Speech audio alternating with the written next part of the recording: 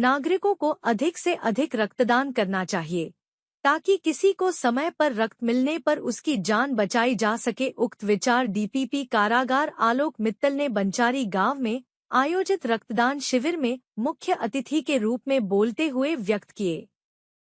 रक्तदान शिविर का आयोजन बंचारी गांव के सरपंच सीताराम नंबरदार ने किया था। इस अवसर पर सभी के शिविर में आगमन पर सीताराम नंबरदार ने स्वागत करते हुए कहा कि बंचारी गांव में आयोजित रक्तदान शिविर में बंचारी के अलावा आसपास के गांव के नागरिक भी रक्तदान करके इस आयोजन को सफल बनाने का कार्य करते हैं।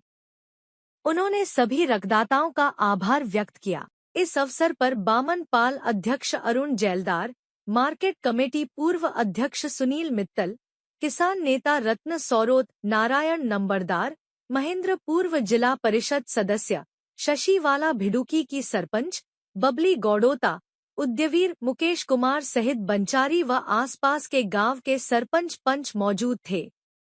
इस अवसर पर विद्यालय की छात्राओं ने सांस्कृतिक कार्यक्रम भी प्रस्तुत किए गए, जिनको काफी सराहा गया।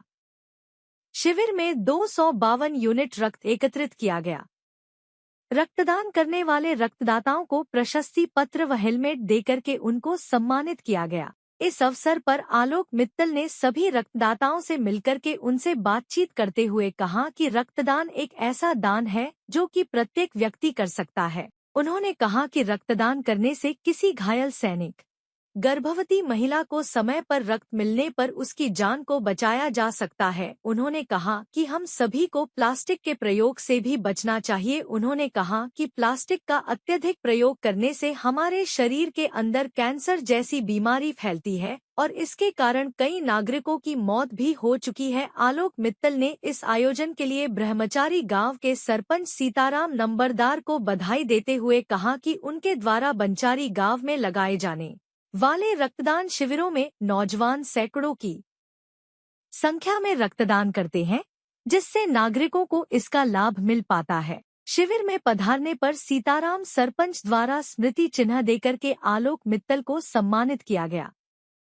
कार्यक्रम में सांस्कृतिक कार्यक्रम प्रस्तुत करने वाली छात्राओं को भी मुख्य अतिथि आलोक मित्तल द्वारा पुरस्कृत किया गया। बंचारी गांव के खिलाड़ियों के द्वारा पदक प्राप्त करने पर उनको भी सम्मानित किया गया।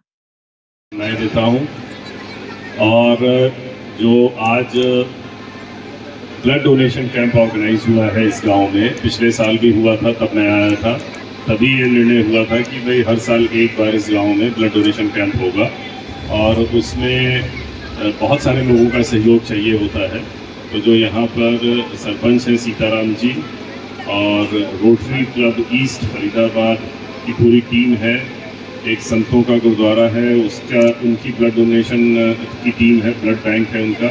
तो इन सब लोगों को इस ब्लड डोनेशन कैंप रक्तदान शिविर के आयोजन में जिन लोगों ने भी सहयोग दिया है उनका बहुत बहुत शुक्रिया, बहुत बहुत आभार, बहुत बहुत धन्यवाद। और जिन लोगों ने यहाँ आकर ब्लड डोनेट किया है उनको सबसे ज़्यादा बधाई, शुभकामनाएं, आभार उनका, क्योंकि असली हीरो किसी भी ब्लड डोनेशन कैंप के वही हैं जो लोग समय निकाल कर आते हैं, स्वेच्छा से ब्लड डोनेट करते हैं बिना किसी एक्सपेक्टेशन के।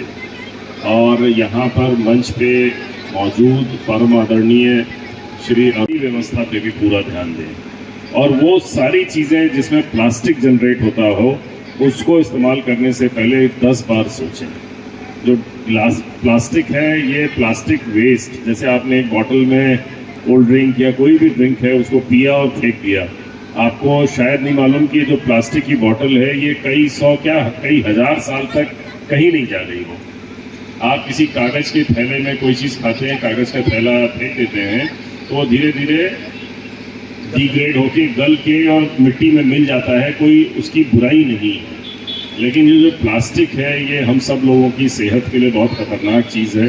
हमने खुद इसको इस्तेमाल ज़रूर किया है, लेकिन अब जब हमें पता लग गया कि हमारी सेहत के लिए बहुत खतरनाक चीज़ है तो इससे जितना बच सके उतना बचें। और सब लोगों को, जैसे यहाँ पे ब्लड डोनेशन कैंप हम लोग लगाते हैं तो इसमें इस रक्तदान शिविर के माध्यम से हम लोग ये मैसेज दें सबको कि भाई हमने अपने अपने जहाँ पे भी आप रह रहे हैं, स्कूल, कॉलेज, गांव, सब जगह सफाई रखें। सफाई रखी। मैं जैसे हरियाणा में गाँव में जाता हूँ तो मुझे कई बार लगता है कि सफाई का स्तर उतना अच्छा नहीं है जितना होना चाहिए।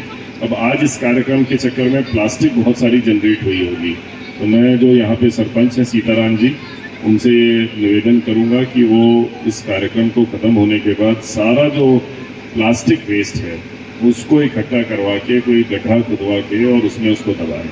अदरवाइज तो जैसे